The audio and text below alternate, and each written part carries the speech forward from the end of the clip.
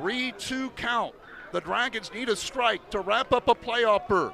It's 3-2 to Alonso. Simon Miller looks in. The right-hander's set. The pause and the pitch. Swing and a miss, and put this one in the win column, and playoffs, here we come. Dragons clinch it, the first playoff appearance in 7 years for the Dayton Dragons. They will go to the playoffs. We'll see you back at home on September the 10th.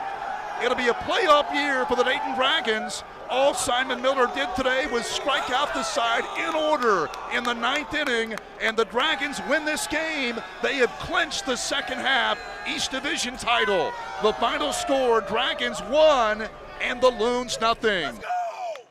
The story of the day is the Dayton Dragons. They are going to the playoffs for the first time since 2017. A really cool story. Craig, I know you were watching a little bit of the Dragons game, more of the Reds game. I was watching more of the Dragons game, a little bit of the Reds game.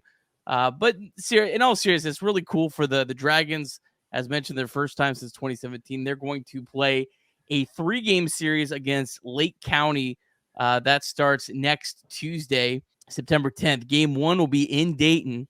Then they'll be off on Wednesday the 11th. Then they'll play Game 2 on Thursday, September 12th in Lake County. That's in East Lake, Ohio, just east of Cleveland. And then if necessary, Game 3 would be in the Cleveland area on Friday night.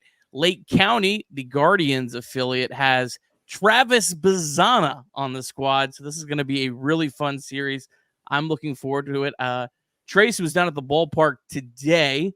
I believe is going to try to go to the game in Dayton, and then I will for sure be at the game or games up in Lake County. So really looking forward to it. The game, we'll talk a little bit more about the game when we get to our traditional Reds MILB. Dragons only got one hit, a bunt single from Jay Allen, but as the Dragons have done a lot of late, they drew a ton of walks in this one. 5 walks. This team has really kind of shown a lot of patience, and it's just really it's really cool to see. There are several players on the Dragons, particularly Hector Rodriguez, that I think that the Reds could have called up to Double-A, but I think they kind of wanted to keep this team and this core together, let them play for something, and I think that's really cool. I'm really excited to see. This was the minor league team, Craig, that coming into the year, everyone was really excited about. They had all the top prospects. They had all the shiny toys. But in the first half, it just didn't happen for this team. You had a lot of players start slow. Cam Collier had an incredible April, but then completely fell off a cliff in May and in June. There was some injuries as well. This team is missing Sal Stewart and Carlos Jorge right now, 2 of their top prospects. But they really have battled back. Cam Collier has been incredible of late. Ethan O'Donnell and Leo Balcazar both had really bad first halves.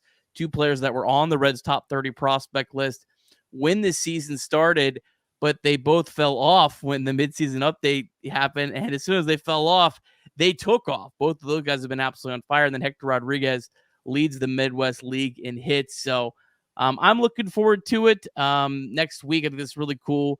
And the Daytona Tortuga is not to be outdone. They also have a very good chance of clinching a playoff spot this week. So looks like some good things happening in the Reds organization.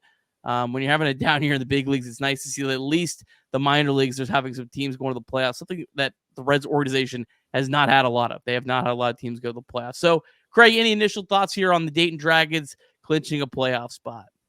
Well, to your point, you mentioned a lot of names that are really high on the Reds kind of rankings in terms of prospects. And to me, that's the most exciting part of this, is that you're getting guys who you view as the future playoff experience. And we've heard from others about the value that you have when prospects are able to go through that process, go through an entire season, and ultimately go into a playoffs. You've got guys, you mentioned Cam Collier, you mentioned Leo Balcazar, but you've also got guys that are viewed as future major leaguers in Sal Stewart and Jay Allen and Carlos Jorge and all of these guys. The list goes on and on. This single A team in Dayton really is loaded with a lot of guys who could make an impact at the major league level in the next 2, 3, 4 years. And so it's exciting for them to get this opportunity. I know you'll have a lot of fun at the game. I'm sure Trace and his family will as well. So excited for the Dayton Dragons and their fan base, and excited for you and Trace as well. Yeah, it's gonna be a lot of fun. It's cool too. This Dragons team, I do not believe they've had a single top 30 pitching prospect on the roster all year. I know they don't currently, but I don't think they at any point have had one. Their pitching has kind of been pieced together. In fact, they lost their closer, actually got promoted to Double-A. And they've really pieced together their pitching. They've had a lot of guys that have really performed well for them. But yeah, so there's really been the offense kind of carrying them.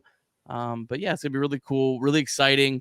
And Travis Bazzana, it's gonna be cool too, because like guys like Cam Collier, they're gonna have a lot more eyeballs on them, because people that follow minor league baseball are gonna want to see certainly what Travis Bazzana does in a playoff game.